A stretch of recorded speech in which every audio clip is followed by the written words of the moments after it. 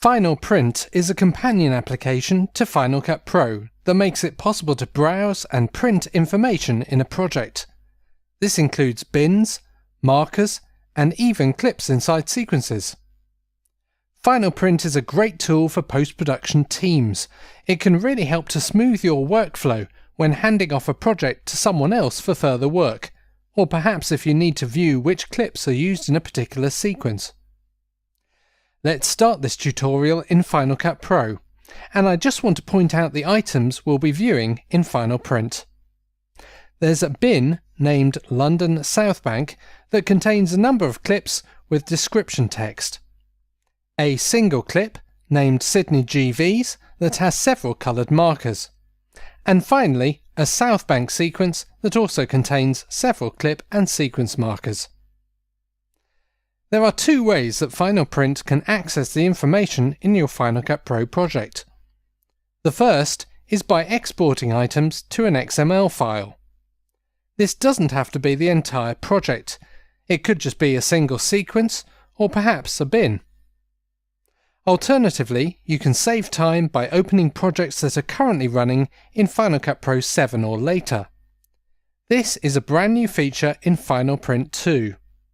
So I'll switch over to Final Print, go to the File menu, and choose Open Project from Final Cut Pro, and then the name of the currently running project in the submenu.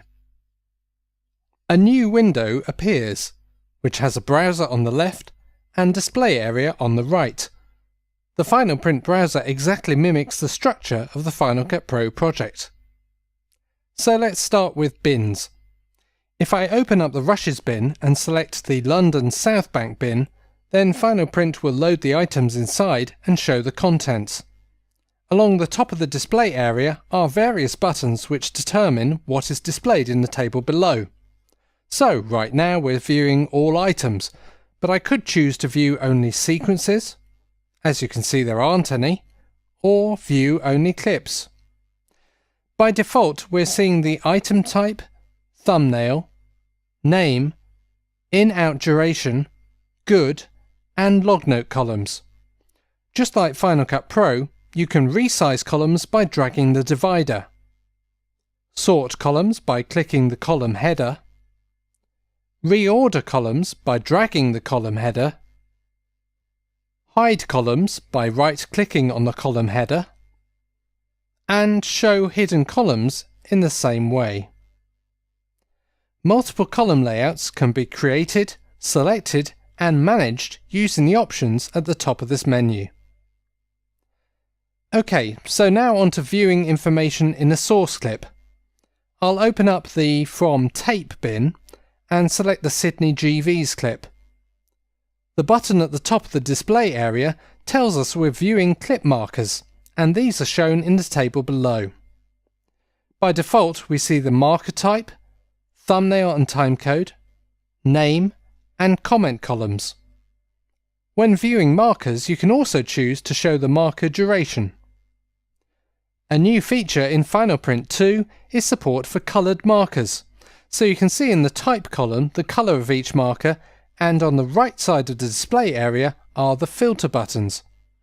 So I can choose to disable green and yellow markers and just view the remaining colours. Let's move on to sequences, and I'll select the South Bank sequence in the browser. When viewing a sequence item, the display buttons above the table show four options. By default, All Markers is selected. That's both markers added to the sequence, like this one, and markers added to a particular clip, like this one. Alternatively, you can choose to view only sequence markers or only clip markers. As we saw earlier when viewing a source clip, you can use the buttons on the right to filter which colour markers are shown. So in this case, notes about colour correction are yellow, and visual effects notes are green. A handy tip here: if you option click on a marker colour, then that button is soloed, so I can quickly choose to view only green markers, for instance. The last display button is Sequence Clips, which is another new feature in Final Print 2.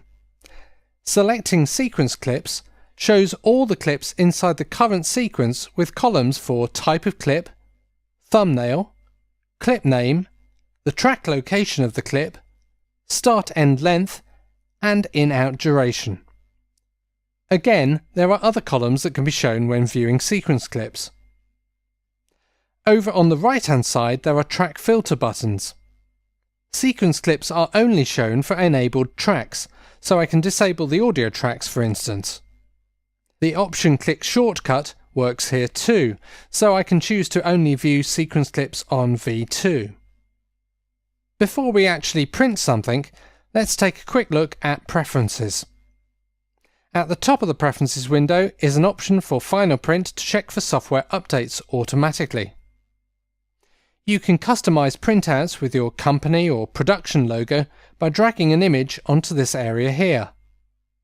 The colour of the header text can also be set. If the timecode rate on a clip doesn't match the frame rate of the movie, then just like Final Cut Pro, you can choose whether timecodes are shown as clip time or source time. And at the bottom of the Preferences window, you can change the font and font size shown on screen and in the printout. So enough viewing, time to do some printing. If you have a single item selected in the browser, then simply choose File, Print. And this is the result. With Final Print 2, it is now possible to print multiple items by command clicking in the browser. So with the command key held down, I can select the London South Bank bin and the Sydney GV's clip, and again choose File, Print. And here are the 7 pages that will be printed or saved to PDF. So that's Final Print from Digital Heaven.